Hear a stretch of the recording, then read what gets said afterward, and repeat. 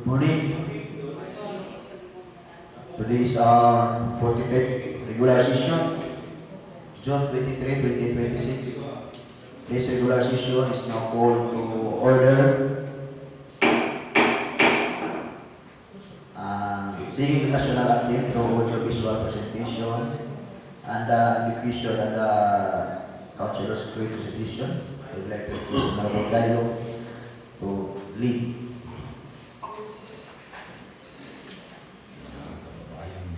Ang pambansang awit ng Pilipinas.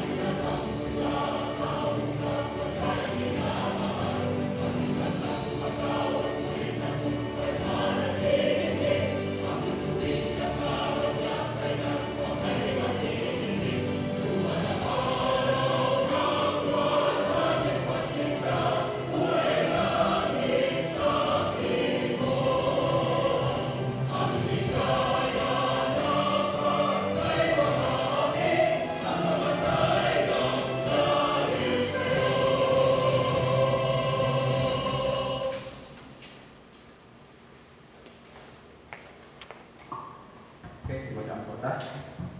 In the name of the Father, the Son, and the Spirit, Amen. Almighty God, we come before you today with a humble hearts, seeking your divine presence and guidance in the session in the Sangguniang Bayan. We thank you for the gift of life, for the opportunity to serve our community, and for the trust given to each of us to make decision for the common good. We ask for your wisdom that you may enlighten our mind to discern what is just, fair, and beneficial for our people. Grant us unity and purpose, integrity in our action, and sincerity in our service. Keep us free from selfishness, bias, and division. May our discussion be guided by respect, understanding, and genuine desire to uplift the lives of those we serve. Bless our municipality, our leaders, and our constituents. Protect our families and guide us in all our understanding. All this we ask in your holy name. Amen. In the name of the Father, and the Son, and the Spirit. Amen. Raise your right hands. Councilors, read. I am a Philippine councilor, mandated by law to enact measures and ordinances that redound to the general welfare of my constituent in their pursuit for happiness, peace, and prosperity. I believe in public service above self as the guiding principle of my official acts, and I strive the pathways of local legislations. May the Almighty guide my mind and heart, that I shall be true to my constituent and the Filipino people. I am a vice mayor, and my covenant with my people is to devote myself to public service by divine providence and by the will of the people. I am mandated to preside over the local legislature that with integrity and statesmanship.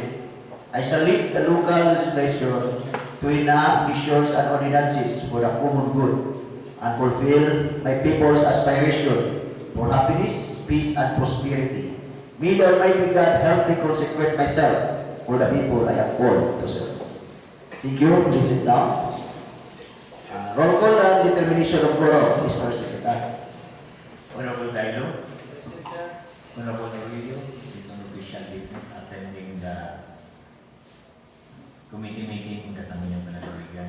Honorable Bintayaw, Honorable Veloso, Honorable Canoy, Honorable Sereno, Honorable Artisa, Honorable Paler, Honorable Gayon, Honorable Salituba is also an official travel.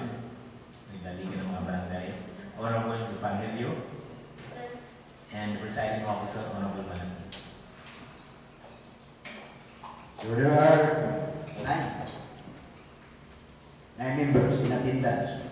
The chair declares the presence of a quorum.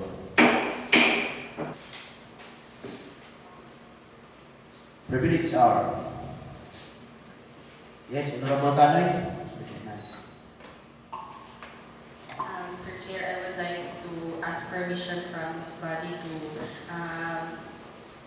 have my privilege speech, even if I was not able to schedule it or calendar it. So later I will give the printed copy of my speech, Mr. Chair. If it's okay with the... I think the body is Actually, this is my first time. proceed. Yes, Honorable Paul. Okay. Thank you. Proceed, Honorable Canoy.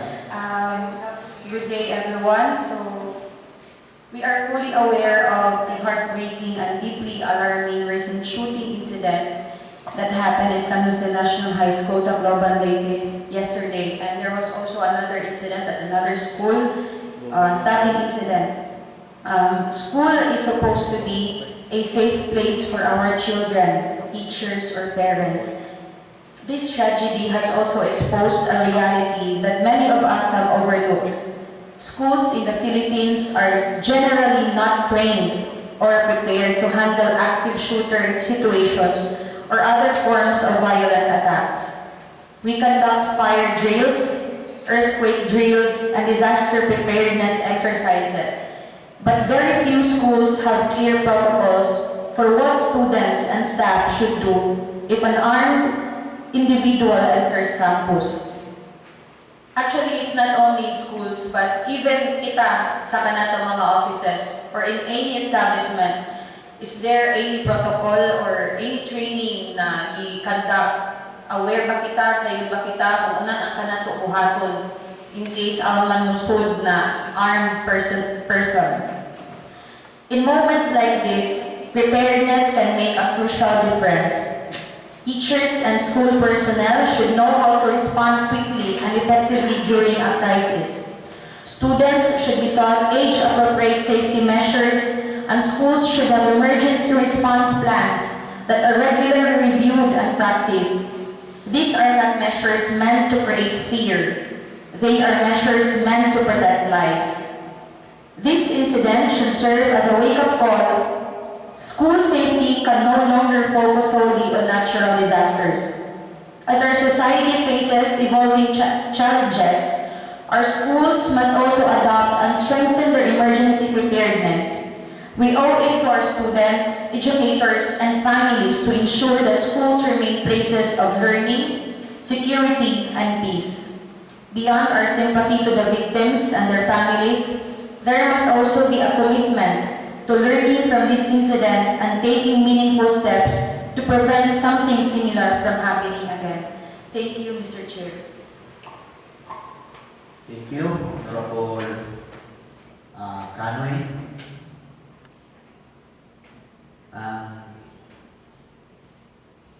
Somebody to us?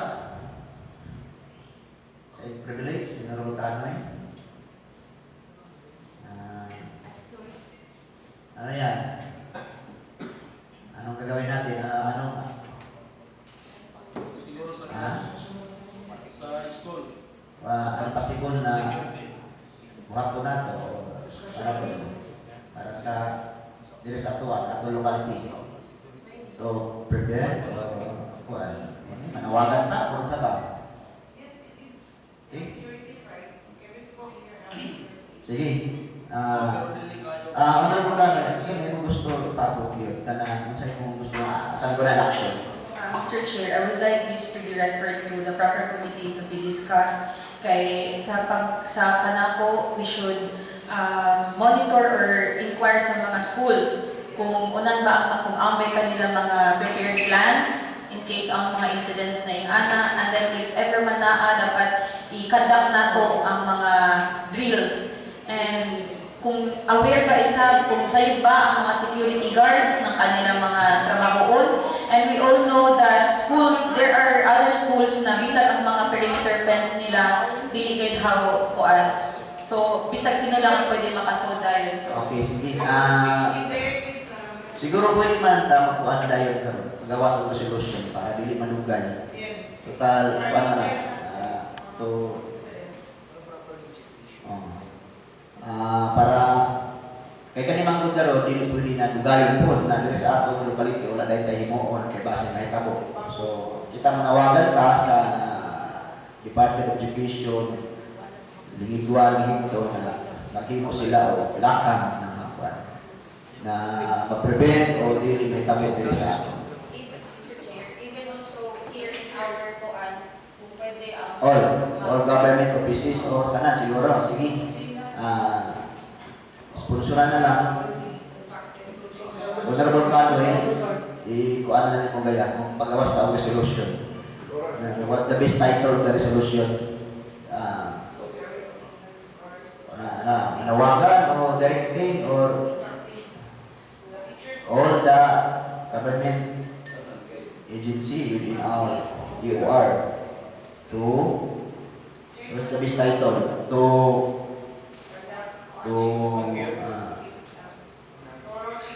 If that would be the case, Mr. Chair, we also have So we will discuss this. We will discuss during the. Okay, 5 minutes recess. Sige, 5 minutes recess. Okay, thank you. Session resume. Another prepared speech.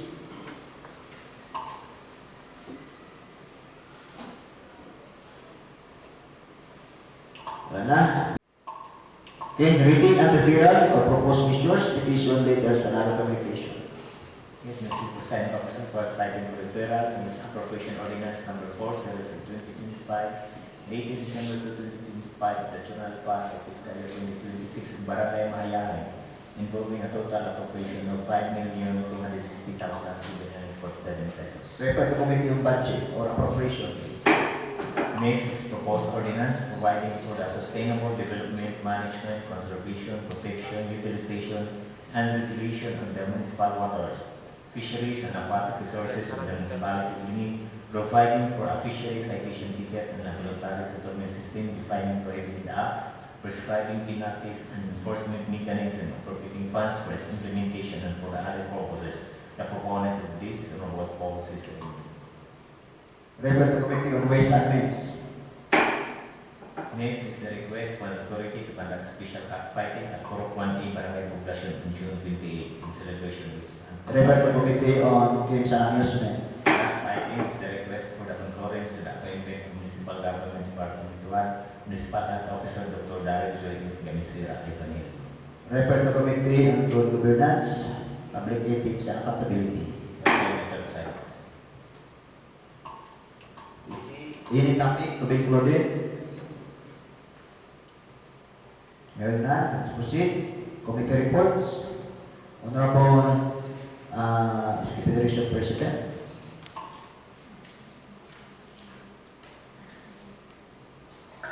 Good morning to our President Officer and to the body. Committee report on environmental protection referred during the 44th regular session dated June 16, 2026. Our resolution requesting the Sangguniang Bayan of Linig through Honorable Arnold P. Malagib, Municipal Vice Mayor of Linig, Sir Governor Sir, to cause the investigation and immediate cessation of the alleged illegal mining land operation at Sitio Napo 50. Barangay Atihan, Buston, Davao Oriental, which may be adversely affecting the Raha Ramusuan River. So the deliberation, the Committee on Environmental Protection convened to deliberate on the proposed resolution concerning the alleged illegal mining operation at Sitio Napo 50, Barangay Kaatihan, Buston, Davao Oriental.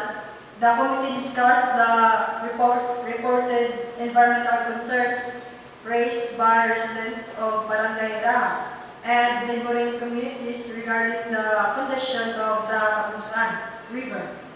During the deliberation, members of the committee emphasized the importance of protecting the municipality's natural resources while ensuring that any action taken is based on verified facts and technical findings. The committee agreed that the matter requires the participation on the concerned national government agencies to conduct a thorough assessment before appropriate legislative action is undertaken. So the findings, after discussion, the committee noted the following findings. Reports from residents indicate that Raha River has experienced environmental degradation allegedly associated with the mining activities upstream. Number 2, residents reported incident of fish kills and observed a decline in the river's water quality. Number 3, community members have expressed fear of swimming or using the river due to the belief that hazardous chemicals, particularly cyanide, but may be utilized in the alleged mining operations. These claims remain to be verified through technical investigation. And number 4, the committee finds that there is a need for a comprehensive inspection and scientific assessment to determine the legality of the mining operation and its possible environmental impacts on the river and surroundings community. And the recommendation, in view of the foregoing, the committee respectfully recommends that the preparation and approval of resolution requesting the conduct of a joint inspection of the alleged mining site at Sitio Napo 50, Barangay Kaatihan, Buston, Davao Oriental. Number 2, that the following agencies be invited to the next committee meeting and to participate in the joint inspection.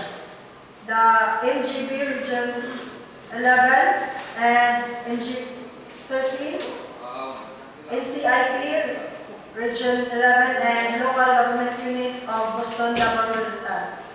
And number 3, the findings of the joint inspection be presented before the Sangguniang Bayan to serve as the basis of any appropriate legislative, regulatory, or legal action concerning the alleged mining operation. That's all, Mr. Chair.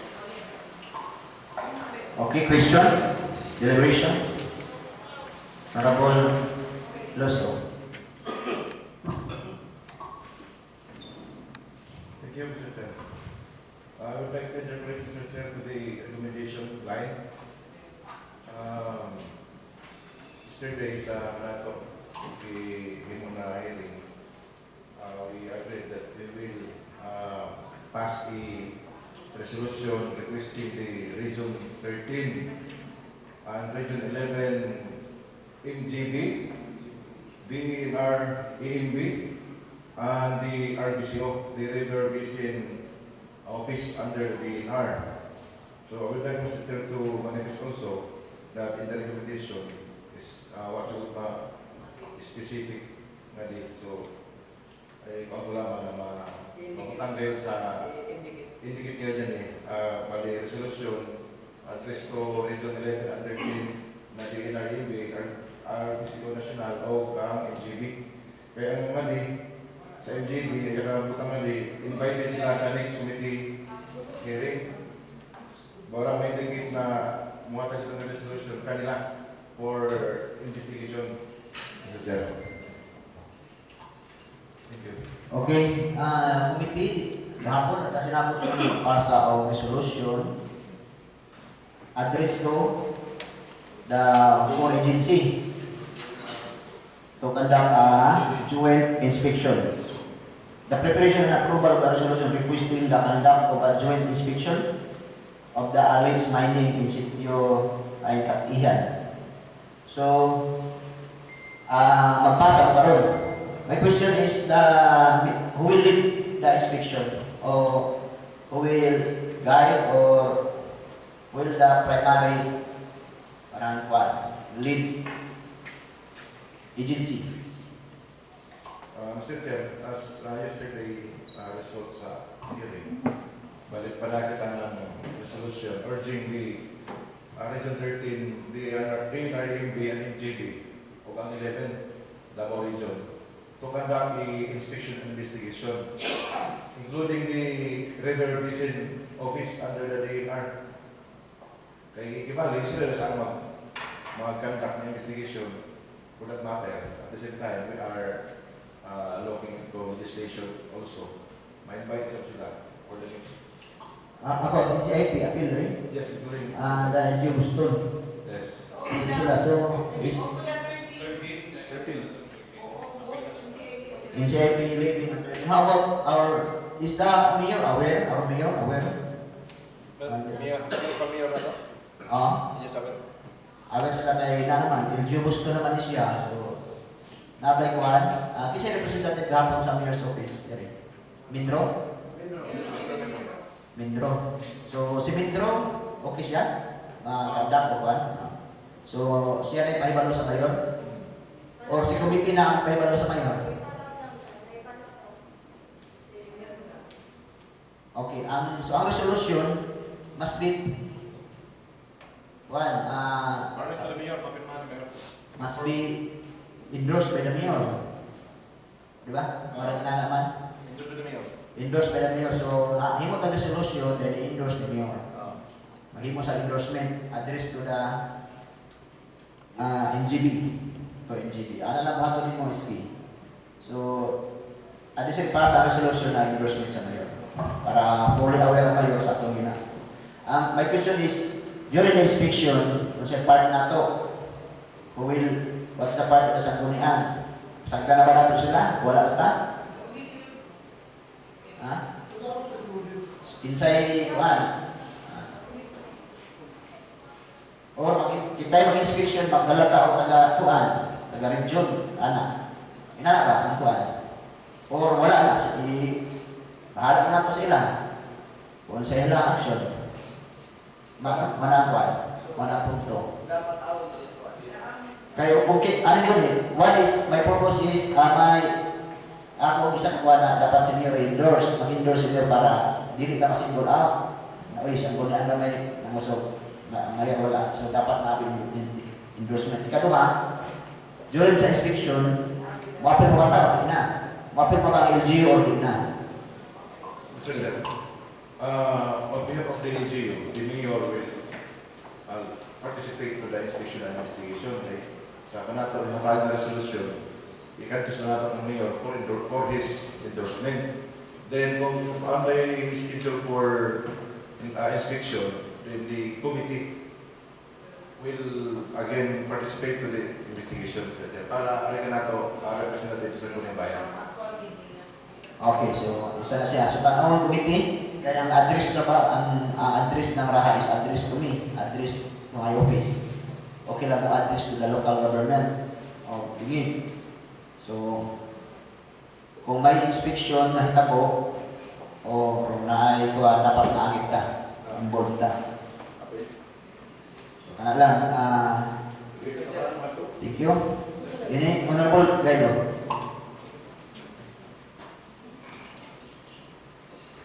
I-add ko lang, Mr. Chair, ang pinahisgutan na while it is in urgent, so possible i-hand carry ang kanatong resolusyon ng committee nato sa environment nato sa NJB para mapadali.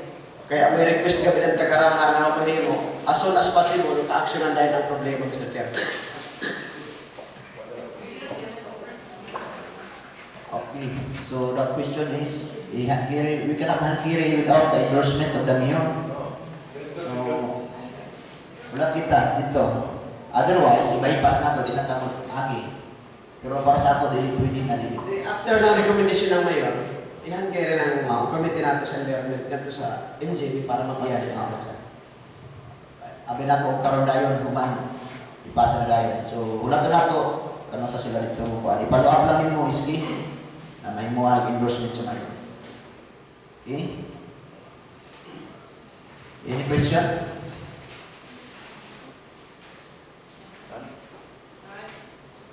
Other committee reports? Honorable Luzon.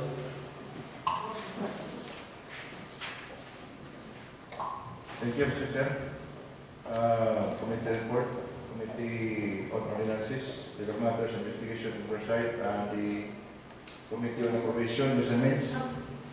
The subject, committee report on the complaint filed by Ronald Managa, it al against the Punong Barangay, Barangay Alto, Honorable Arida Orquita, on the last 43rd regular session. The Joint Committee on Ordinances and Appropriation, to which was referred the complaint filed by Kagawan against the Punong Barangay regarding the alleged collection of money from residents reportedly for the payment of building permits fees and related charges, respectfully submit this report.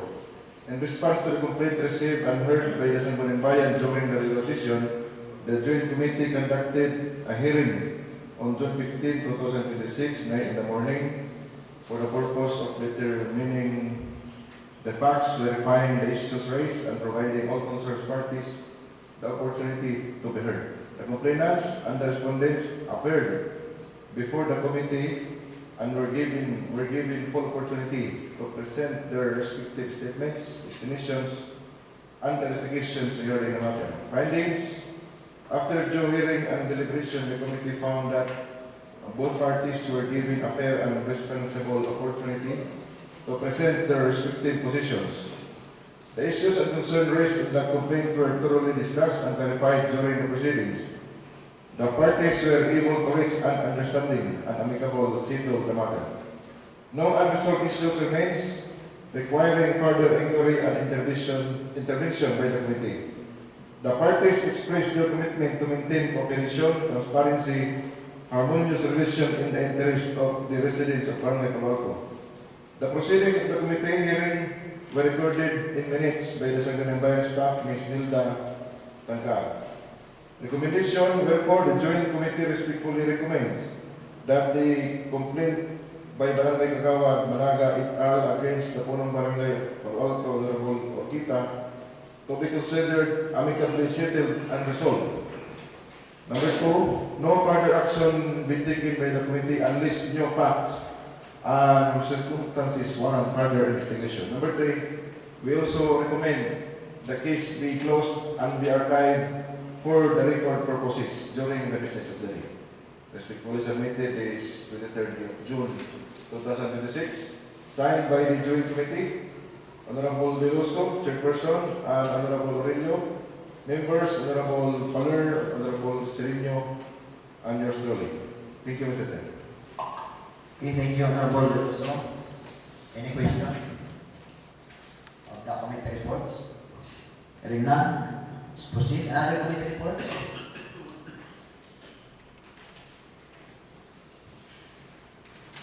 Calendar of business, unfinished business. So, we want to update or any update of the pending referral. Other committees.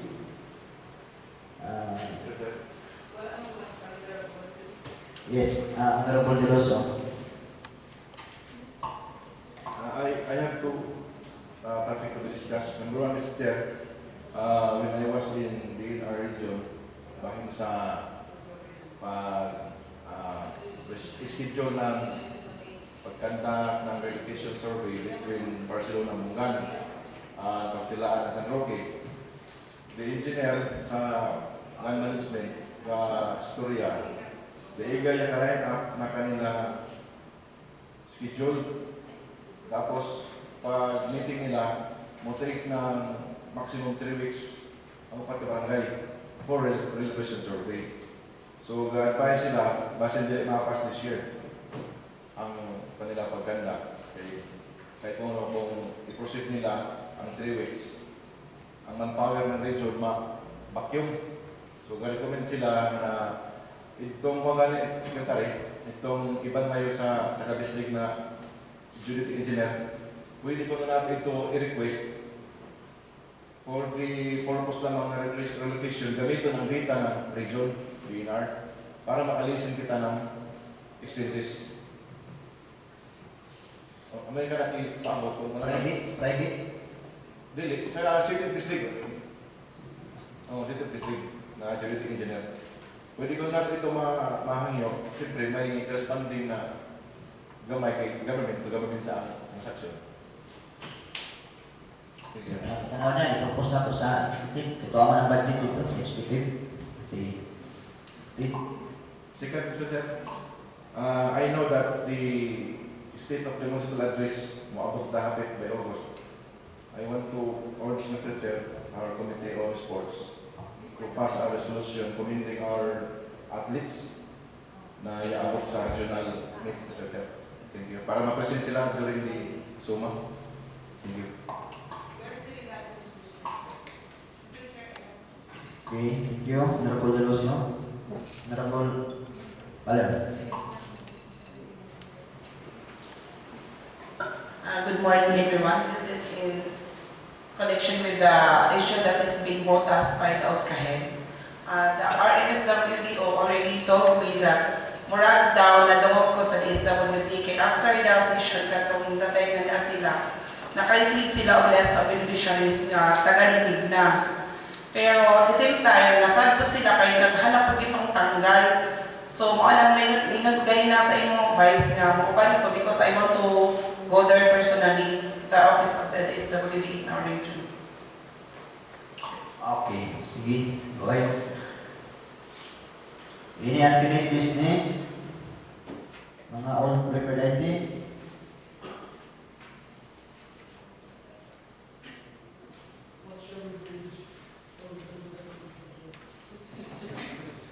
What shall we do? CSO? Wala na CSO? Mga trayga, galakan? Wala? Kumana na yun? Wala pa, Mr. Chair. Nag-review pa ako one. Okay. Wala pa kayo nakasalila ko. Wala pa present nila ko.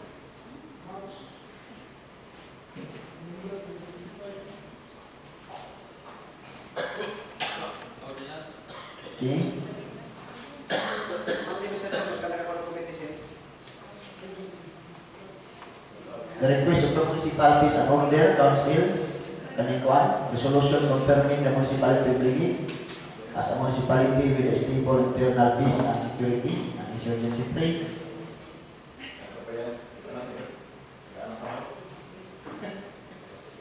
Chairman, please conduct a committee hearing.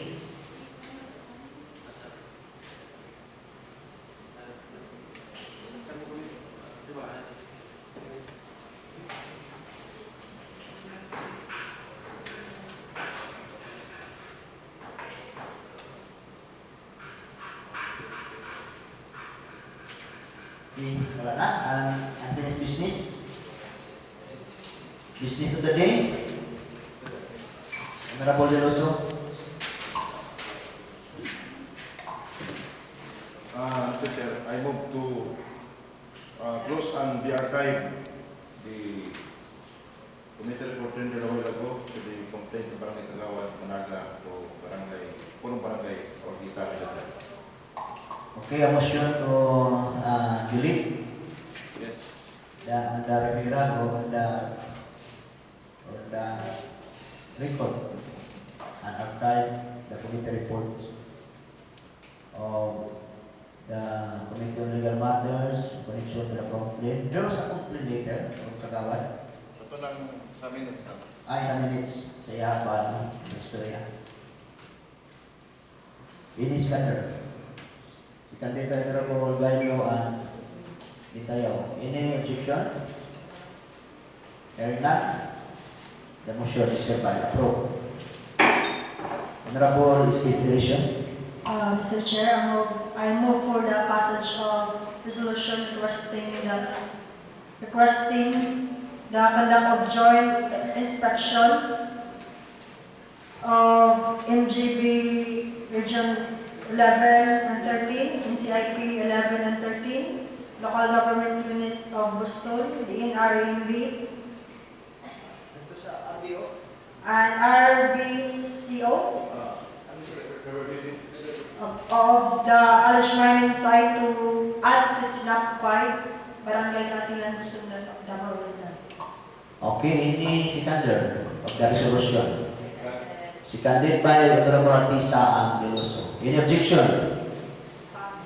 Hearing none, the resolution requesting to conduct a joint inspection on the alleged mining site activity at Barangay Katilan, Boston, affecting Raha Kabunsuan River to LGB 11, LGB 13, in CIP, LGB Boston is hereby approved. Next. Wala na? Honorable Rosso. Okay, a motion overseas to discuss the new referred IP.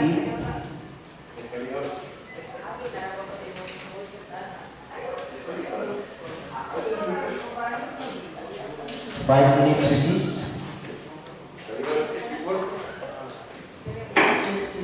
Sa kasalukuyan. I move to restore decision. Okay, Honorable Giloso, motion to restore the session. Seconded by Honorable Cano, decision resume. Honorable Cano is recognized. Mr. Chair, I move for the suspension.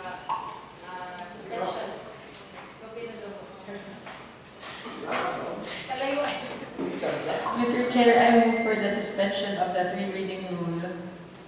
Okay, suspension of the three-reading rule. It is seconded by Honorable Giloso Gailban.